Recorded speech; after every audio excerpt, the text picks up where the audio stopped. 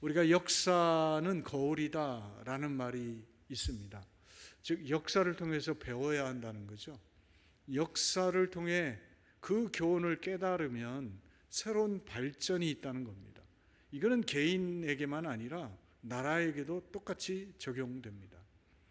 이스라엘은 비옥한 초생달 지역에 있었습니다. 동양이 음력을 쓰고 서양이 양력을 쓰는 것처럼 이 지역은 태양력이 아닌 태음력을 쓰는 지역입니다. 그래서 여러분 아시는 것처럼 다른 그들에게 있어서 신성한 것이에요. 이런 의미에서 본다면 우리가 이슬람권에 보면 적십자사가 아니라 붉은 월단, 즉 초생달이 그려져 있는 적십자 그림을 보게 됩니다.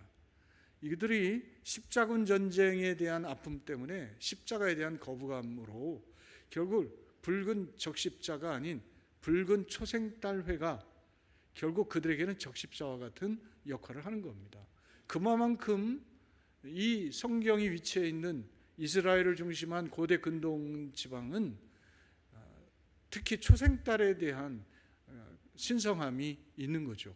그런데 비옥한 초생달 지역은 이집트에서부터 페르시아, 이란까지 마치 이 초생달 모양의 지형이 있는데 이곳이 비옥한 지역입니다.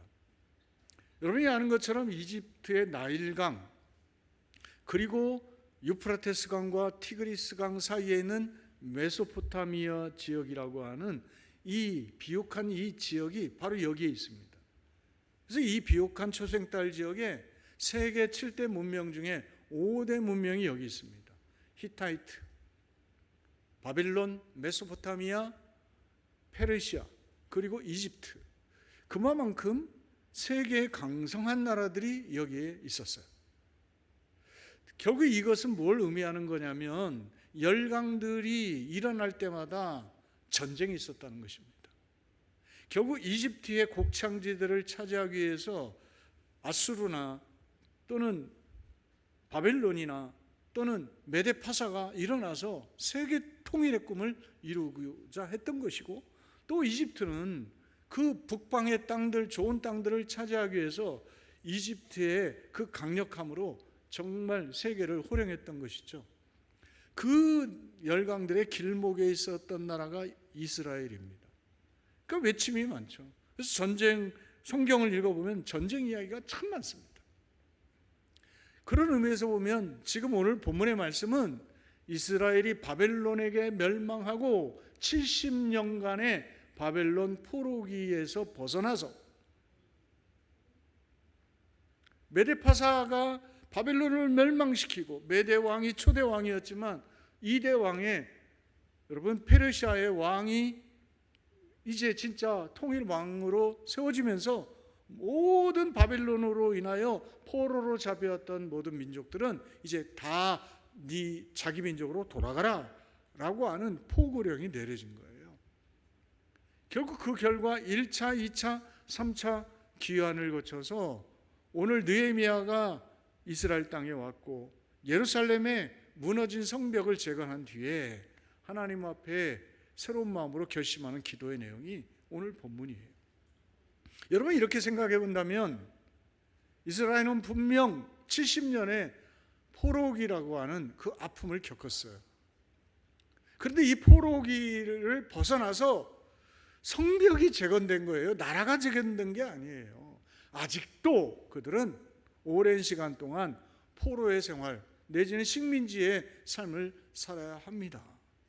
그런데 오늘 느헤미야는 이 역사적인 순간에 다른 일을 하지 않습니다. 자기 조상들이 잘못 저지른 그 범죄, 죄에 대해서, 악행에 대해서 회개하면서 새로운 결심들을 기록하고 그 기록한 것들을 임봉하여 하나님 앞에 드리는 결단의 그 기도를 하고 있는 거예요. 오늘 우리는 여기서 한 가지 기억해야 됩니다. 이스라엘이 그랬던 것처럼 우리나라도 외침이 참 많았던 나라입니다. 그리고 70여 년 전에 6.25 전쟁이 있었고 이 전쟁으로 인하여 얼마나 많은 아픔이 이 나라에 남았는지 모릅니다. 그리고 이제 70년이 지났습니다. 그렇다면 오늘 우리가 이 나라와 이 민족의 상황을 보면서 우리가 어떻게 해야 될까? 느헤미야는 자기의 민족의 무너짐을 그나마 일부라도 회복시켜 놓고 하나님 앞에 결심하며 기도하고 있는데, 우리는 과연 이 나라와 이 민족을 위해서 어떤 마음을 가지고 지금 여기 있는가? 우리가 다시 한번 이 나라 없이, 이 민족 없이 우리의 믿음도, 우리의 신앙도, 우리의 개인의 삶도 온전할 수 없다고 하는 것을 알고 있다고 한다면, 특히 예수 믿는 우리 그리스도인들은 이 민족을 향하여, 이 나라를 향하여, 지도자를 향하여 어떤 마음을 가져야 되는가? 어떤 태도를 가져야 되는가? 우리가 우리의 자신을 한번 돌아보았으면 좋겠습니다. 오늘 본문 33절을 보십시오. 느헤미야가 말합니다. 우리가 당한 모든 일에 주는 공의로우시니 우리는 악을 행하여 싸우나 주께서는 진실하게 행하셨나이다 그랬어요. 여러분, 오늘 여기에 보면 우리는 악을 행하였다라고 되어 있습니다. 그 악의 구체적인 것은 34절 이하에 나와요. 뭡니까? 주의 율법을 지키지 아니했어요. 명령도 말씀도 순종하지 아니했다는 거예요. 그리고 하나님이 주신 복, 하나님이 주신 기름진 땅에 살면서도 하나님을 예배하지 않고 악행을 그치지 아니했다 그랬어요. 여러분, 오늘 우리가 지금 여기에 있다고 하는 것이 축복이거든요. 우리의 민족이 이 아픈 역사를 가지고 있는데 지금 세계 10대 강국에 들어왔다고 하는 게 대단한 축복이거든요. 남한과 북한이 지금 나누어져 있어요. 근데 남한만 세계 10대 강국이니 남한과 북한이 합하면 정말 어떻게 보면 일본이 두려워하는 거죠. 세계 강국들이 두려워하는 거죠. 왜요? 북한 사람들은 쉬지 않고 땅굴파는 열심히 있어요. 우리나라 사람은요? 어떻습니까? 하여간 지는 건 싫어. 여러분, 어떻게 우리 민족성이 대단합니다. 그런데 이 민족이 하나를 이룰 때에 세계적인 파급은 큰 것이죠. 그런데 여러분, 이 민족이 이렇게 자랑스러운 발전을 이루었지만 실제로 내용적으로 보면 안타까움이 많습니다. 얼마 전에 우리나라의 독재화 지수가 상승하고 있다. 170개 국가 중에 47등이었는데 17등까지 올라왔습니다. 이렇게 보면 정치의 후진성이 우리의 민족에게 있다는 거예요. 이것 때문에 얼마나 우리가 정말 사회적인 불이익을 겪고 있는지 몰라요. 얼마나 갈등이 많습니까? 지금 당장만 봐도 태극기 하나를 가지고 두 파로 나뉘지 않습니까? 왜 태극기가 하나인데 왜 우리는 그거에 대한 생각이 다릅니까? 얼마 전에 저희 어머님 그러시더라고요. 어떤 목사님이, 계속 은퇴하신 목사님인데 문자를 보내오는데 이렇게 왔답니다. 전라도 사람들은 다 좌빨이라고. 아니, 그러면 도대체 자기는 뭔데요? 왜 그렇게 우리가 왜 그렇게 편협해지고 왜 그렇게 공격적이 되고 왜 그렇게 아나무인적으로 됩니까? 도대체 우파는 뭡니까? 그러면 왜 이런 이념적인 갈등이, 쓸데없는 그런 어떤 갈등을 불러일으키느냐 이거예요. 누구의 문제가 아닙니다.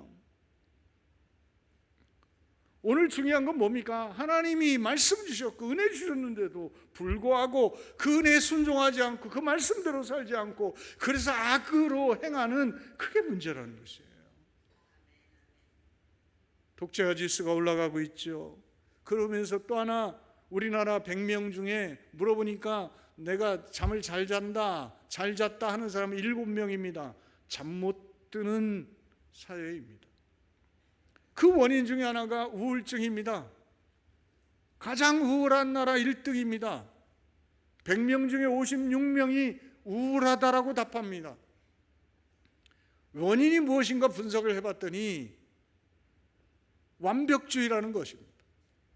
56%가 완벽주의 지향이니까 불만족하는 겁니다. 여러분 살이 찌면 얼마나 찌고 빠지면 얼마나 빠지겠어요? 거기서 거기지. 그래요, 안 그래요? 아유, 살 빠졌어요. 그러면 다들 그래요? 안 빠졌는데요. 얼굴만 빠졌나요? 근데 실제로 제가 1년 동안 운동하면서 보면 매일 무게를 재는데 1kg, 2kg 왔다 갔다 해요. 근데 왜 좀 쪘다고 막 긴장하고 그렇습니까? 빠졌다고 좋아하고 실제로 큰 변화가 없는 거예요. 진짜 문제는 무엇입니까? 잘 먹고 잘 자는데도 살이 빠지는 거예요. 이건 뭐예요? 병이 있다는 거거든요. 그래서 죽는 사람들이 나오는 거거든요. 먹고 찌는 거는요, 축복이에요. 아멘? 아멘 좀 해봐요. 먹고 쪄야지. 안 찌면 어떻게 돼요? 근데 여러분, 오늘 다시 보면 우리나라가 지금 마음이 공허해지는 거예요. 그러면서 여러분, 우리나라가 위암 세계 1등인 건 아세요? 그 원인의 주 원인이 매운 겁니다. 그러니까 매운 거를 먹어서 내 안에 있는 분화를 풀어내는 거예요. 술도 독한 술만 먹어요. 세계 위스키 소비 1위가 우리나라예요. 그렇게 생각하면은 지금 사람들이 하나님이 주시는 평안, 하나님이 주신 기쁨, 이것을 누리며 행복을 누려야 되는데 뭔가 정치적이고 경제적이고 삶의 불안함, 이거를 매운 걸로 해서 하는 거예요. 요즘 애들이 매운 거 좋아하는데 얼마나 아빠 엄마한테 시달리면 매운 걸 좋아하겠어요. 다시 기억하십시오. 지금 우리는 불편한 현실에 놓여 있습니다. 이민족 뉴스 틀면 불편합니다. 그냥 다른 채널로 돌리고 싶을 정도로 요즘 뉴스 보기가 싫습니다. 그러나 여기서 기억해야 됩니다. 우리는 악을 행하였지만 하나님은 진실하셨다는 것입니다. 그리고 하나님은 공의로우셨다는 것입니다. 하나의 모습만 보고 우리를 심판하신 것이 아니고 우리를 참고 기다리시면서 우리가 하나님 앞에 바르게 세워질 날을 기다리면서 하나님은 어떻게 공평하셨다는 것입니다. 다시 이어갑시다. 만약에 악행 때문에 하나님이 심판하셨다면 이 민족은 사라져야 합니다. 우리는 흔적조차 없어야 됩니다. 그러나 지금까지 여기까지 오게 하신 것은 하나님의 은혜라는 것입니다. 다시 기억합시다. 이 민족이 살 길은 이 진실하시고 공의로우신 하나님이 우리를 긍휼히 여기셔야 됩니다. 우리를 품어주셔야 됩니다. 우리에게 인자하셔야 하는 것입니다. 따라서 우리는 기억해야 합니다. 하나님의 인자만이 이 민족을 살릴 수 있습니다. 하나님의 긍휼이 이 민족을 살릴 수 있습니다. 공의로우신 하나님만이 이 민족을 바르게 세울 수 있습니다. 우리는 이 하나님께 기도해야 한다는 것입니다. 토드 로즈라고 하는 사람이 집단 착각이라는 책을 썼어요.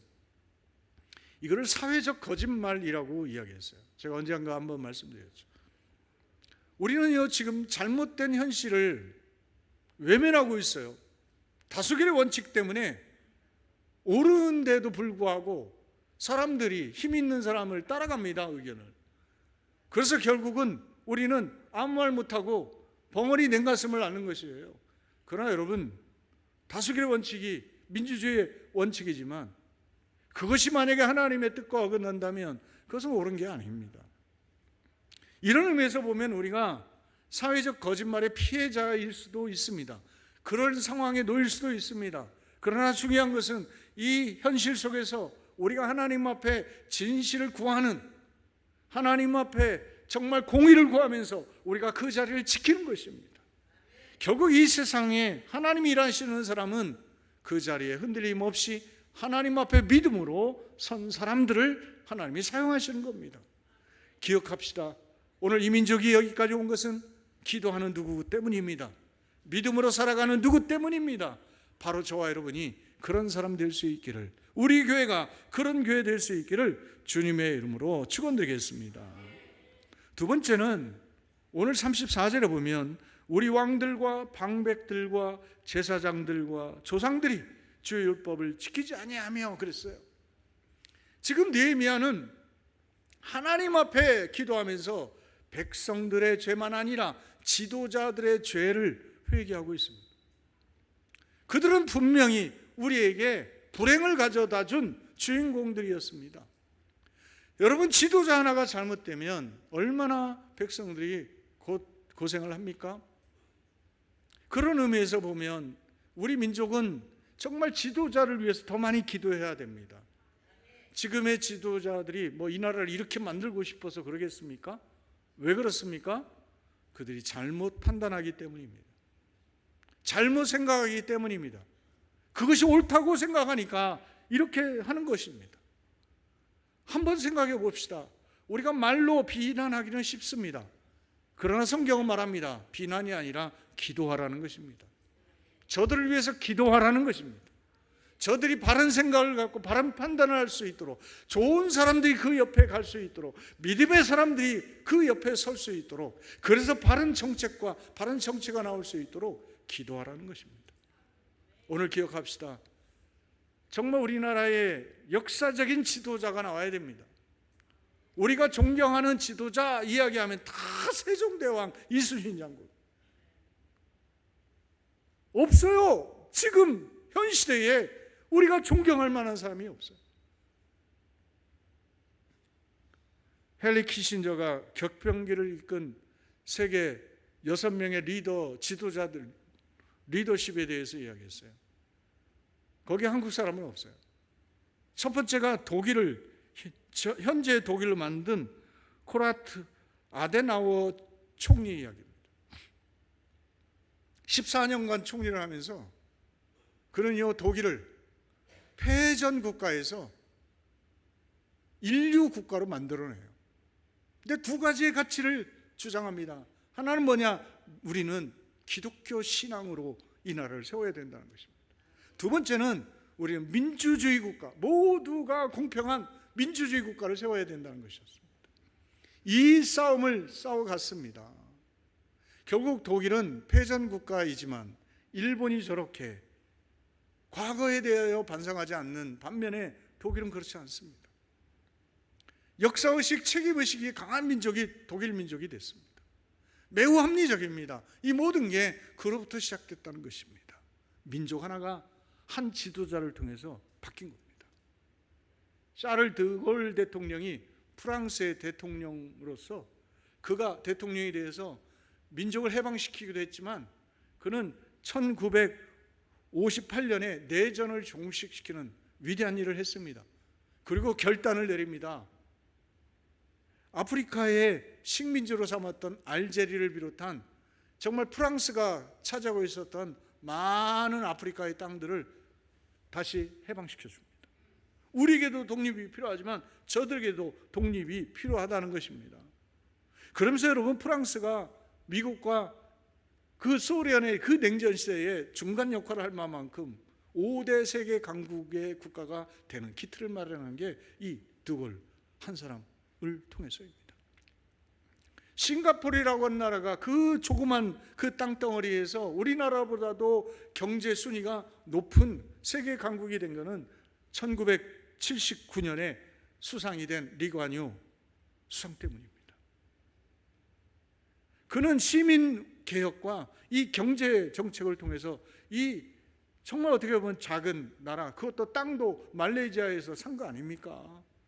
그 적은 땅을 세계적인 경제의 중심국가로 만들었어요. 우리는 다시 생각해 봐야 돼요. 하나님 마음에 합한 한 사람이 역사를 바꾸는 것입니다. 하나님 마음에 합한 한 사람이 가정도 바꿀 수 있고 교회도 바꿀 수 있고 사회도 바꿀 수 있는 겁니다. 우리 이것을 위해서 기도해야 됩니다. 지금 그를 위해서 우리에게 필요한 것은 비난이 아니라 그들이 악을 행하였지만 우리는 그 악을 탓하는 것이 아니라 용서해달라고 대신 회개하면서 그들의 죄 때문에 우리가 종이 되었고 우리가 이렇게 처량한 신세가 되었지만 하나님께서 우리 이렇게 하셨으니 이제 우리가 다시는 조상들이 잘못한 죄, 우리의 지도자들이 잘못한 죄를 범치 않게 해달라고 기도하는 것입니다. 따라서 여러분, 우리는 이 마음을 가져야 되는 겁니다. 하나님, 이제 우리나라에도 소모적인 지도자가 아니라 생산적인 지도자가 나오게 하여 주옵소서. 국민을 두려워하고 존경받는 지도자들이 나오게 되기를 원합니다. 언제까지 우리가 정치적인 수렁에서 정말 어떻게 보면 경상도와 전라도 이런 갈등 속에서 우리가 살아야 됩니까? 하나님, 다시 한번 우리나라에게도 새로운 변화의 바람이 불게 해달라고, 이 일을 끝낼 수 있는 믿음의 지도자가 일어나게 해달라고 기도하는 저와 여러분 되기를 주님의 이름으로 축원드리겠습니다. 마지막 38절 보면 우리가 이 모든 일로 말미암아 이제 견고한 언약을 세워서 기록한다 그랬습니다. 그리고 우리의 방백들은 뭐예요? 장관들이에요. 벼슬아치들. 그 다음에 레위 사람들, 하나님 앞에 예배하는 사람들, 그리고 제사장들이 다 임봉하였다 그랬어요. 여러분, 기록하고 임봉했다는 건 뭡니까? 누가 듣지 못하게, 하나님 앞에만 우리가 이런 마음을 갖습니다. 정말 하나님, 누구에게도 알리는 것이 아니라 하나님 앞에 진실한 소원을 갖습니다. 진실한 꿈과 비전을 하나님께 올려드립니다. 하나님, 다시 한번 이 민족에 하나님 새로운 역사를 허락하여 주시옵소서.